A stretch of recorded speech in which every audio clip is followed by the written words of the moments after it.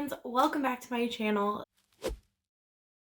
January and February were kind of difficult months for me. No, depression is a kicker. So I read 4 books between the months of January and February. Obviously, I posted a February TBR video of books I wanted to read during Blackathon, and I basically didn't get to any of them. So that's fun. And I have a whole other thing planned for what I want to read in March. It's already March 7th on the day that I'm filming this.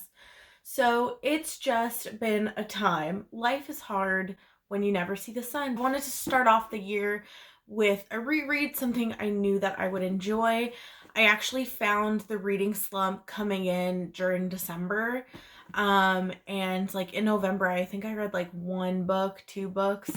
So I knew that I was in a long reading slump, and I went with Shadow and Bone by Leigh Bardugo. I also had like a hankering to read this because I saw a lot of news about the Shadow and Bone Netflix series being filmed, and I just wanted to revisit the world, and it's been a long time since I've read the first book. I read this for the first time back in 2014, so it's been a long time. Overall, I think I would give this like a 3.5 or a 4 out of 5 stars. The first time I read it, it was like definitely a 4.5 or a 5 for me, so I've kind of dropped it down a star. I still don't really agree with a lot of reviews that say this is like a super generic YA, because I do really like the world and I like the concept and I like the characters. But you can definitely tell that this is Leigh Bardugo's debut novel. I don't like the way a lot of characters are described physically. A lot of people that you just pass on the street are like, he's very heavy. It's like, it's kind of fat phobic. Obviously, Leigh Bardugo's writing has grown a lot since she put this first book out. And I do really like that, but I don't think that makes up for the fact that she started out kind of being super fat phobic and stuff. I don't know if that was just to like fit in with the writing at the time. In 2012, like, I guess we didn't really know like not to be fat phobic, which seems stupid. It was entertaining for me. I really enjoyed it, but the writing wasn't my fave. So I actually started reading Seige Storm shortly thereafter. I have not finished it. I'm not very far into it. I'm like less than 50 pages in. So far, this one's really boring. I remember back in like 2014 days when everyone was writing trilogies, and the second book always had second book syndrome. I remember that term going around for a lot of series, and I don't remember how I initially felt about this book, but so far I'm like super bored. The next book I read, I got as an e-arc through work, and that was Scavenge the Stars by Tara Sim. And I ended up giving this like a 4 out of 5 stars. This one is a Count of Monte Cristo retelling about a girl who is working on a debtor ship because of something her mother or father did. And the book starts off when her time is finally coming up on this debtor ship. She's almost paid off all of her debts. And then something happens, and she has to escape and go back to the city that she's from, seeing the city again for the first time as an adult, or I guess an old teenager. She kind of learns like what the city is really about. There's a lot of gambling going on. She's trying to find her mother again, and a lot of things are going on. There's also a boy who's the son of a very wealthy man in the city, and he's recently recovered from a gambling problem. Overall, it wasn't super memorable. I think maybe this deserved more of a 3-star, but I was really entertained by it, which I think is why I ended up giving it a 4-star. It reminded me a lot of like Ace of Shades, which is a series I love. And yeah, I just really enjoyed it. It's one of those books where like I enjoyed it while I was reading it, but when it comes time for the sequel to come out, I probably won't pick it up if I don't remember anything about the first book. The next book I read, it was the last book I read in the month of January. Come Tumbling Down by Sean Maguire. If you follow me on Goodreads, you already know how I feel about this. I give it a 4 out of 5 stars.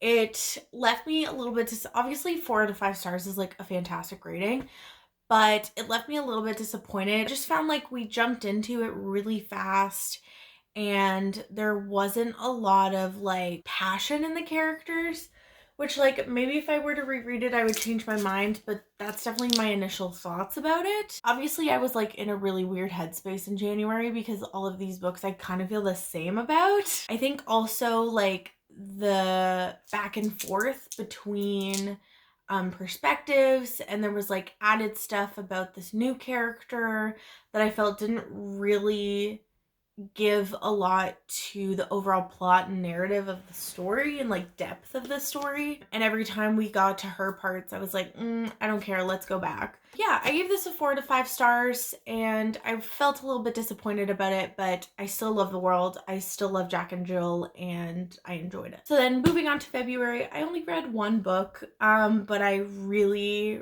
really enjoyed it. I gave it a 5 out of 5 stars.